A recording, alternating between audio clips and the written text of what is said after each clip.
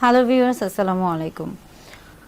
Masturbation নিয়ে এর আগেও কথা বলেছি এবং বিশেষ করে পুরুষ মাস্টারবেশন নিয়ে কথা বলা হয়েছে বা পুরুষদের মাস্টারবেশন নিয়ে কথা বলা হয়েছে, কিন্তু ফিমেল মাস্টারবেশন বা মহিলারাও কি আসলে মাস্টারবেশন করে বা মহিলাদেরও কি মাস্টারবেশন হয়ে থাকে বা আসলে এটা কিভাবে হয়ে থাকে বা এটা গুরুত্বপূর্ণ কিনা এই বিষয় নিয়ে আজকে কথা বলবো। ফিমেল মাস্টারবেশন বা মহিলাদের মাস্টারবেশন কেন গুরুত্বপূর্ণ বা কী কারণে হয়ে থাকে। মাস্টারবেশন বলতে আসলে কি বুঝছি? মাস্টারবেশন বলতে আমরা মূলত বুঝছি যে যখন কোনো সঙ্গী বা সাথী ছাড়াই একজন একজন মানুষ যখন তার যৌন তৃপ্তি নিবারণ করছে, এবং অর্থাৎ নিজে নিজে যখন সে তার যৌন চাহিদা বা যৌন আকাঙ্ক্ষাকে নিবারণ করছে এবং যৌন তৃপ্তি বা যৌন সুখ উপভোগ করছে, তখনই তাকে কিন্তু মাস্টারবেশন বলা হয়ে থাকে। এটা যেমন পুরুষদের ক্ষেত্রে খুবই পরিচিত। অনেক পুরুষই বলে থাকেন যে তিনি মাস্টারবেট করে থাকেন, তার মাস্টারবেশনের অভ্যাস রয়েছে। তেমনি আবার মহিলাদের ক্ষেত্রেও দেখা যায় যে মহিলারাও কিন্তু মাস্টারবেশনের সাথে পরিচিত, কিন্তু মহিলাদের ক্ষেত্রে জিনিসটা অন্যভাবে কাজ করছে। যেহেতু পুরুষদের ক্ষেত্রে পুরুষাঙ্গটা শরীরের বাহিরের দিকে অবস্থান করছে, এই জন্য তাদের ক্ষেত্রে কিছুটা সহজ হয়ে থাকে বা কিছুটা তাড়াতাড়ি হয়ে থাকে। কিন্তু মহিলাদের ক্ষেত্রে মহিলাদের জননাঙ্গ বা মহিলাদের প্রজননতন্ত্রের বেশ কিছু অংশই কিন্তু শরীরের ভিতরে অবস্থিত, এবং শুধুমাত্র দেখা যায় যে আমরা বলে থাকি যে ক্লাইটোরিস এটা যেমন বাইরে থাকে, বা লেবিয়া মেজোরা মাইনরা, এই যে অংশগুলো, এগুলো যেহেতু বাহিরে থাকছে, এই অংশগুলোর সাহায্য নিয়েই কিন্তু মহিলারা তাদের মাস্টারবেশন করে থাকে, বা তাদের যৌন তৃপ্তি বা যৌন সুখ এটা একাই তারা লাভ করতে পারে। এই ক্ষেত্রে তারা মূলত দেখা যায় যে ক্লাইটোরিসের এই ক্ষেত্রে একটা বিশেষ অবদান রয়েছে।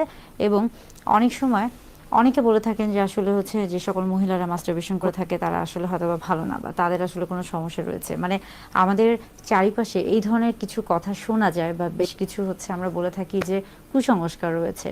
আসলে পুরুষদের ক্ষেত্রেও মাস্টারবেশন যেমন স্বাভাবিক, এবং এটা কি স্বাভাবিক একটি প্রক্রিয়া। একটা সময় এটাকে খুবই অস্বাভাবিক বা খারাপ হিসেবে ধারণা করা হতো, কিন্তু আস্তে আস্তে এটাকে কিন্তু বর্তমানে বিজ্ঞানে এটাকে কিন্তু খুবই স্বাভাবিক একটি প্রক্রিয়া বা স্বাভাবিক একটি বিষয় হিসেবে ধরে নেওয়া হচ্ছে। তেমনি মহিলাদের ক্ষেত্রেও কিন্তু পুরুষদের পাশাপাশি মাস্টারবেশনের যে অভ্যাসটি রয়েছে এটা একটি স্বাভাবিক প্রক্রিয়া। এবং মাস্টারবেশনের ফলে আসলে বেশ কিছু আমরা বলে থাকি যে যখন এটা অতিরিক্ত আকারে না হয়ে থাকে, অর্থাৎ যখন এটা আমরা বলে থাকি যে যখন এটা একটা নির্দিষ্ট সীমার মধ্যে থেকে থাকে, তখন এটা কিন্তু বরং শরীরের জন্য ক্ষতিকর তো না, বরং আরো উপকার হতে পারে। কিভাবে?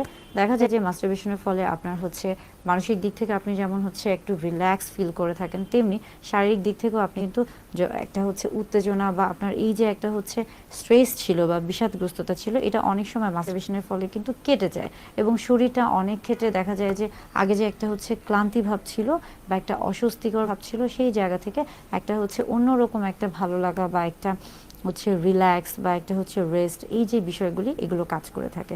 আবার ফিমেলদের ক্ষেত্রে বা মহিলাদের মাস্টারবেশনের ক্ষেত্রেও দেখা যাচ্ছে যে একটা আমরা বলে থাকি কি হ্যাপি হরমোন এখানে রিলিজ হয়ে থাকে, অর্থাৎ ব্রেইন এখানে তাকে বা ওই মহিলাটিকে একটা সুন্দর একটা ঠান্ডা একটা আমরা বলে থাকি যে শারীরিক একটা অবস্থান তৈরি করে দেয়, যার ফলে সে কিনা তার মাথার মধ্যে বা তার শরীরে সে শারীরিক বা মানসিকভাবে অনেক ধরনের হয়তো বা অস্বস্তিতে ছিল বা একটা বেশ কিছু ধকল নিয়েছিল, সেই জিনিসগুলো থেকে সে একটা আরাম বা একটা সুন্দর একটা পরিবেশে যেতে পারে।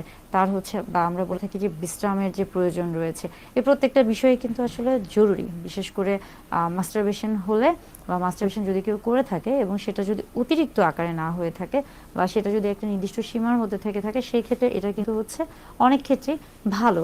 এবং এটা কিন্তু আসলেই শরীরের জন্য আমরা বলে থাকি যে এতটা ক্ষতিকর না, যদি না সেটা অতিরিক্ত পরিমাণে হয়ে থাকে।